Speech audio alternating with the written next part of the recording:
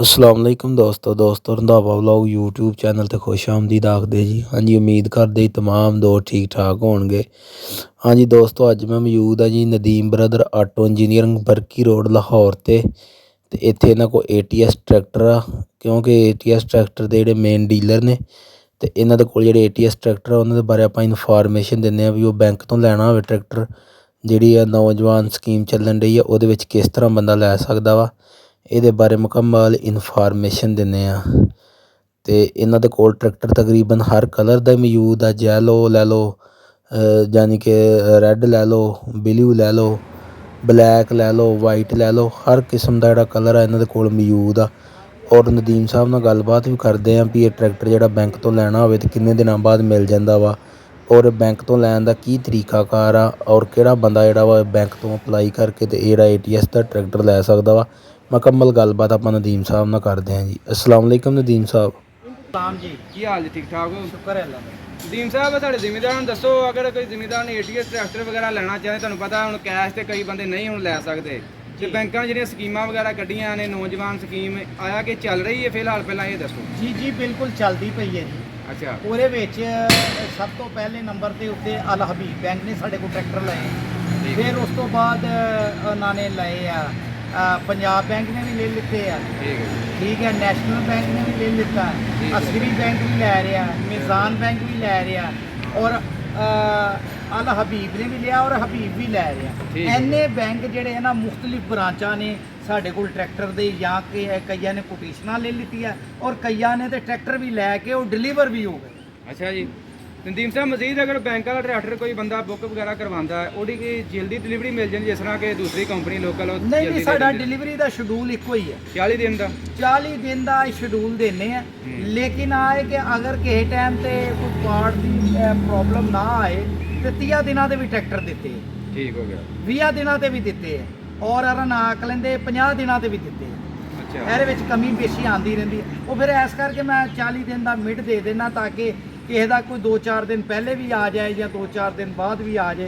देखो जिमीदार ने बिजाई करनी होंगी है, मैं उन्होंने 20 दिन बाद कवा तो आए 40 दिन बाद तो वो तो फिर परेशान हो जाएगा ना। बिल्कुल जी, गलत बयानी गल ही वो बंदा करनी चाहिए पहला कह। तो मजीद की प्रोसैस वगैरह अगर कोई जिमीदार बुक वगैरह करवाता वा बैंक के तरफों करवाना चाहता है, तो कोई आसान जिहा साढ़े जिमीदार हल दस दो।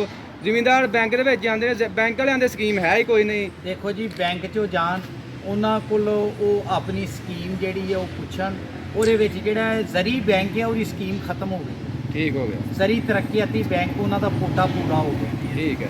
ਜਿਹੜੇ ਦੂਸਰੇ ਮੈਂ ਬੈਂਕ ਦੱਸ ਰਿਹਾ ਨਾ, Al Habib bank, Meezan bank, Askari bank, Punjab bank, national bank, ਇਹਨਾਂ ਦੀ ਸਕੀਮ ਅਜੇ ਹੈਗੀ।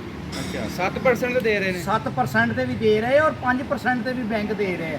ਪੰਜਾਬ ਬੈਂਕ 5% ਤੇ ਦੇ ਰਿਹਾ। ਆ ਵੀ ATS 290 5% ਮਿਲ ਜਾਏਗਾ? 290 5% ਤੇ ਵੀ ਮਿਲ ਰਿਹਾ। ਔਰ ਉਹਦੇ ਵਿੱਚ ਤੁਸੀਂ ਜਾਓ, ਉਹਨਾਂ ਨੂੰ ਆਪਣੇ ਡਾਕੂਮੈਂਟ ਦਿਓ, ਉਹਨਾਂ ਨਾਲ ਗੱਲਬਾਤ ਕਰੋ।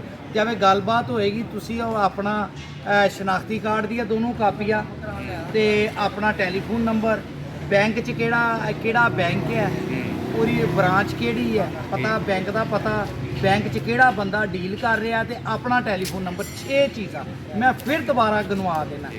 ਆਪਣਾ ਸ਼ਨਾਖਤੀ ਕਾਰਡ ਦੋਨੋਂ ਸਾਈਡਾਂ ਤੋਂ, ਟੈਲੀਫੋਨ ਨੰਬਰ, ਬੈਂਕ ਦਾ ਨਾਮ, ਬੈਂਕ ਦਾ ਐਡਰੈਸ, ਤੇ ਬੈਂਕ ਤੋਂ ਕਿਹੜਾ ਬੰਦਾ ਡੀਲ ਕਰ ਰਿਹਾ, ਉਹ ਮੈਨੂੰ WhatsApp ਤੇ ਭੇਜੋ। ਮੇਰਾ WhatsApp 0321 9472 206 ਹੈ, ਇਹਦੇ ਤੇ ਭੇਜੋ, ਮੈਂ ਤੁਹਾਨੂੰ ਕੋਟੇਸ਼ਨ ਬਣਾ ਦੇਣਾ, ਬੈਂਕ 'ਚ ਦਿਓ, ਤੁਹਾਡਾ ਲੋਨ ਪਾਸ ਹੋ ਜਾਏਗਾ।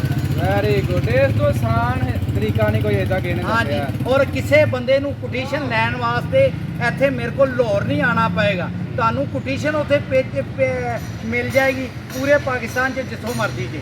ਅਗਰ ਤੁਹਾਨੂੰ ਉਹਦੀ ਹਾਰਡ ਕਾਪੀ ਚਾਹੀਦੀ ਹੈ, ਹਾਰਡ ਕਾਪੀ ਵੀ ਤੁਹਾਡੀ ਬ੍ਰਾਂਚ 'ਚ ਪਹੁੰਚ ਜਾਏਗੀ, ਉਹ TCS ਦੇ ਜ਼ਰੀਏ ਪਹੁੰਚ ਜਾਏਗੀ। ਅੱਛਾ ਨਦੀਮ ਸਾਹਿਬ, ਤੁਹਾਡੇ ਕੋਲ ਕੋਈ ਇਨਫੋਰਮੇਸ਼ਨ ਹੈਗੀ ਆ ਠੇਕੇਦਾਰ ਲਈ ਸਹੂਲਤ ਮੌਜੂਦ ਆ ਕਿ ਸਿਰਫ ਓਨਰ ਲਈ, ਜ਼ਮੀਨ ਦੇ ਜ਼ਰੀ ਆਉਂਦਾ ਲਈ? ਮੇਰਾ ਖਿਆਲ ਹੈ ਜ਼ਰੀ ਓਨਰ ਲਈ ਹੈ, ਠੇਕੇਦਾਰ ਵਾਸਤੇ ਮੇਰੇ ਨਹੀਂ ਲੱਗਦਾ। ਅੱਛਾ ਨਦੀਮ ਸਾਹਿਬ, ਮਜ਼ੀਦ ਦੱਸੋ ਇਹਦੇ ਕਿੰਨੀ ਘੱਟ ਤੋਂ ਘੱਟ ਜ਼ਮੀਨ ਹੋਣੀ ਚਾਹੀਦੀ ਹੈ ਅਗਰ ਕੋਈ ਬੰਦਾ ਅਪਲਾਈ ਕਰੇ? 5 ਜਾਂ 7 ਏਕੜ ਹੈਗੀ ਹੈ। 5 ਜਾਂ 7 ਏਕੜ। ਤੇ ਮਜ਼ੀਦ ਆਪਣੇ ਟਰੈਕਟਰ ਇੱਥੋਂ ਜਾ ਰਹੇ ਨੇ, ਇੱਥੋਂ ਜ਼ਿਮੀਂਦਾਰ ਮਾਸ਼ਾਅੱਲਾ ਪੂਰੇ ਪਾਕਿਸਤਾਨ 'ਚ ਜਾ ਰਹੇ। ਅੱਛਾ, ਇਸ ਟਾਈਮ ਫਿਲਹਾਲ ਜਿਹੜੀ ਇਹ 290 ਵੀ ਮਤਲਬ ਹੋ ਰਹੀ ਹੈ ਡਿਲੀਵਰੀ ਵਗੈਰਾ? ਜੀ ਜੀ ਬਿਲਕੁਲ ਹੋ ਰਹੇ ਆ, ਸਾਰੇ ਟਰੈਕਟਰ ਜਿਹੜੇ ਆ ਡਿਲੀਵਰੀ ਵਾਸਤੇ ਹੀ ਆਏ ਹੋਏ। ਚਲੋ ਠੀਕ ਹੋ ਗਿਆ ਨਦੀਮ ਸਾਹਿਬ, ਬਹੁਤ ਮਿਹਰਬਾਨੀ, ਬਹੁਤ ਸ਼ੁਕਰੀਆ। ਲਓ ਜੀ ਨਦੀਮ ਸਾਹਿਬ ਹੁਣਾਂ ਦੱਸ ਦਿੱਤਾ, ਜਿਹੜੇ ਭਰਾ ਨੇ ਬੈਂਕ ਚੋਂ ਟਰੈਕਟਰ ਲੈਣਾ ਹੋਵੇ ਉਹ ਇਸੇ ਤਰ੍ਹਾਂ ਇਹਨਾਂ ਨਾਲ ਰਾਬਤਾ ਕਰਕੇ ਤੇ ਟਰੈਕਟਰ ਦੀ ਜਿਹੜੀ ਖਰੀਦਦਾਰੀ ਕਰ ਸਕਦਾ ATS 290 ਦੀ।